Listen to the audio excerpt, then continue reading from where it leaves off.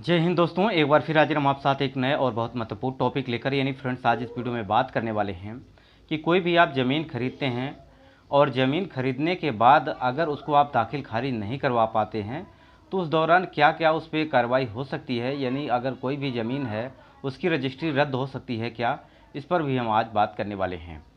जैसा कि आपने देखा होगा कि बहुत सारे लोगों का सपना होता है कि खुद की ज़मीन हो, खुद का घर हो, और इसी दौरान अपनी मोटी कमाई को ज़मीन को या प्रॉपर्टी को ख़रीदने में लगा देते हैं। और कुछ बेसिक जानकारी ना होने की वजह से उनको नुकसान हो जाता है, उनको समस्या हो जाती है, उनका पैसा चला जाता है, विवाद हो जाता है, लड़ाई झगड़े हो जाते हैं। तो इन सब से बचने के लिए आपको क्या करना पड़ेगा, यानी आपको जानकारी लेनी पड़ेगी। जैसे कि मान लीजिए कोई भी ज़मीन आप खरीद रहे हैं, ठीक है। ज़मीन की जब आप खरीदारी कर रहे हैं उस दौरान आपको करना क्या है कि उस ज़मीन की पूरी जानकारी लेनी है, जो भी आप ज़मीन खरीद रहे हैं। क्योंकि ज़मीन अगर आप खरीद रहे हैं, अगर इसकी जानकारी नहीं है तो आपको दिक्कत हो सकती है। क्योंकि मान लीजिए आपने ज़मीन खरीद लिया और पैसे भी दे दिए, उस दौरान आपको क्या होता है कि आपने रजिस्ट्री भी करवा ली, लेकिन रजिस्ट्री करवाने के बाद भी आपकी ज़मीन नहीं होगी जब तक दाखिल खारिज नहीं हो जाता है। दाखिल खारिज का मतलब क्या होता है कि जिनका ज़मीन में नाम है, जैसे कि मान लीजिए कि ए नाम का व्यक्ति है, इसकी ज़मीन है और इस ज़मीन को बी नाम का व्यक्ति खरीद लेता है, ठीक है। बी ने उस ज़मीन की कीमत को दे दिया और ज़मीन की कीमत देने के बाद ए व्यक्ति जो है, जिसकी ज़मीन है, वो ज़मीन की रजिस्ट्री भी बी के नाम कर देता है। लेकिन ये ज़मीन तब तक उसकी नहीं हो जाती जब तक उसका दाखिल खारिज नहीं हो जाता। यानी ए नाम का जो व्यक्ति है वो उसकी ज़मीन पर जो कागज़ में उसका नाम है, उसका नाम हटा करके, यानी जो व्यक्ति ज़मीन खरीदा है उसका नाम दर्ज हो जाता है। यही होता है दाखिल खारिज। यानी पहले क्या होगा, खारिज होगा, उसके बाद दाखिल हो जाएगा, ठीक। तो ये प्रक्रिया अगर आपने पूरी तरह से नहीं समझी कि मान लीजिए ज़मीन जब आपने खरीदी उस दौरान आपने पूरा पे कर दिया, लेकिन उस ज़मीन पर विवाद चल रहा है, पारिवारिक कोई समस्या है, यानी उसमें उसके परिवार से लेकर हिस्सेदारी की कोई समस्या है, प्रॉब्लम है। मान लीजिए कि जिस व्यक्ति के नाम पर ज़मीन है उस पे हिस्सेदार कई लोग हैं और उन लोगों को पता नहीं है, ये व्यक्ति ने ज़मीन बेच दी। तो उस दौरान क्या हो जाता है कि जब ज़मीन की रजिस्ट्री हो जाती है उसके बाद ये परिवार के लोग क्या करते हैं, उस पर रोक लगा देते हैं। यानी जाके तहसील में वहाँ पे तहसीलदार के समक्ष पेशी करते हैं कि ये ज़मीन जो है, जो बेची गई है, इस पे विवाद है और इसका पूरा पैसा ए व्यक्ति ने ले लिया है और इसकी रजिस्ट्री हो चुकी है, तो इसकी दाखिल खारिज को रोक लगा दिया जाए। तो ये प्रक्रिया बहुत सारे प्रदेशों में अलग अलग है। कहीं पर अगर हम बात करें, वहीं उत्तर प्रदेश की बात करते हैं तो यहाँ पे 90 दिनों के अंतर्गत अगर आपने ज़मीन खरीदी है और उस दौरान आप कोई कार्रवाई नहीं करते हैं तो ये प्रक्रिया क्या हो जाती है, दाखिल खारिज हो जाता है, उस व्यक्ति का नाम चढ़ जाता है, तो उस ज़मीन पर आपका फिर कोई कब्जा नहीं रह जाता। यानी 90 दिनों के अंतर्गत अगर आप उत्तर प्रदेश से हैं तो अब तो ये नियम भी चेंज हो गया। अगर सब कुछ सही रहता है तो 1 महीने के अंतर्गत भी दाखिल खारिज हो जाता है।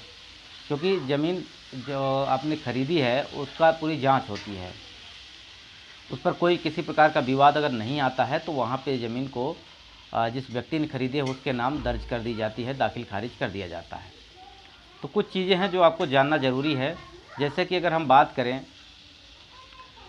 जो भी आप ज़मीन खरीदे हैं और उस पर सबसे समस्या हो जाती है कि संपत्ति बेचने वाले उस संपत्ति की पूरी कीमत नहीं मिलती है, तो उस दौरान भी इसको रोक सकता है। जैसे मान लीजिए कि पूरी ज़मीन उसने खरीदी और जो व्यक्ति खरीद रहा है उसने पूरा पैसा पे नहीं किया, बोला कि पैसे मैं आपको बाद में दे दूंगा, ठीक है, और वहाँ से रजिस्ट्री हो जाती है। उस दौरान मान लीजिए बाद में उसने पैसे नहीं दिए, तो इस दौरान 90 दिनों के या कई राज्यों के अलग अलग प्रावधान हैं कितने दिनों का, तो वहाँ पे आप अपने लेखपाल या तहसीलदार से या आप तहसील में जाके पता भी कर लीजिए कि कितने दिनों के अंतर्गत ये प्रक्रिया की जाती है, ठीक है। तो पैसा पूरा नहीं मिला उस दौरान भी आप यहाँ पे रोक लगा सकते हैं। मान लीजिए कि विवादित ज़मीन है और पारिवारिक समस्या है उस पर, तो वहाँ पे भी रोक लगाई जा सकती है। तो ये सब प्रक्रिया होती है जब आप ज़मीन खरीदते हैं, और जब तक दाखिल खारिज नहीं हो जाता तब तक ये आपकी ज़मीन नहीं कही जाएगी।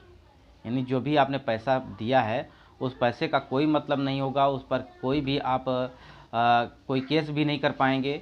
क्योंकि वहाँ पे जो दाखिल खारिज जब तक ज़मीन की नहीं हो जाती तब तक उसके मालिक आप नहीं हैं। असला मालिक वही है जिसके नाम वो ज़मीन है। ठीक है, तो ये चीज़ों को आपको ध्यान रखना है जब भी आप ज़मीन खरीदें।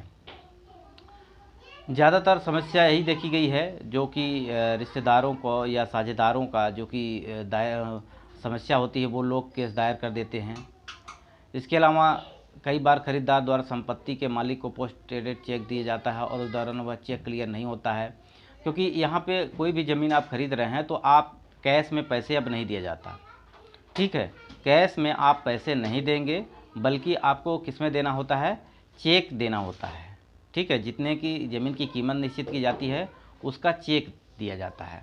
और चेक में भी कोई समस्या है, आपका पैसा ट्रांसफ़र नहीं हुआ है, तो उस दौरान भी आप वहाँ पे जाके रोक लगा सकते हैं, और रोक लगा देंगे तो आपकी ज़मीन जो है वो उनके नाम दाखिल खारिज नहीं होगी और आपकी ज़मीन बच जाएगी।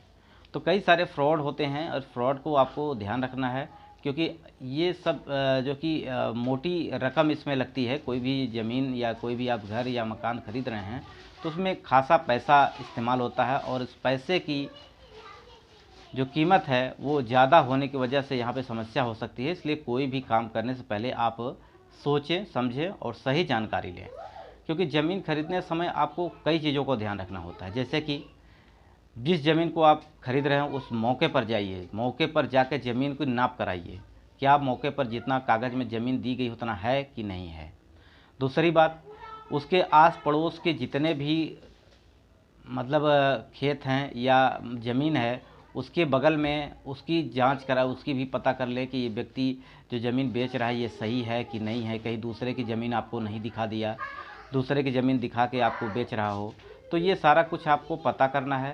साथ ही साथ लेखपाल या पटवारी से आपको संपर्क करना है, पूरी लोकेशन की जानकारी लेनी है, ज़मीन की कीमत को निश्चित करवाना है। मान लीजिए कि व्यक्ति आपसे मांग रहा है 10 लाख रुपए, उसकी कीमत वहाँ पे अगर देखा जाए तो 5 लाख रुपए है, तो कीमत भी निर्धारित की जाती है उस लोकेशन को देखकर।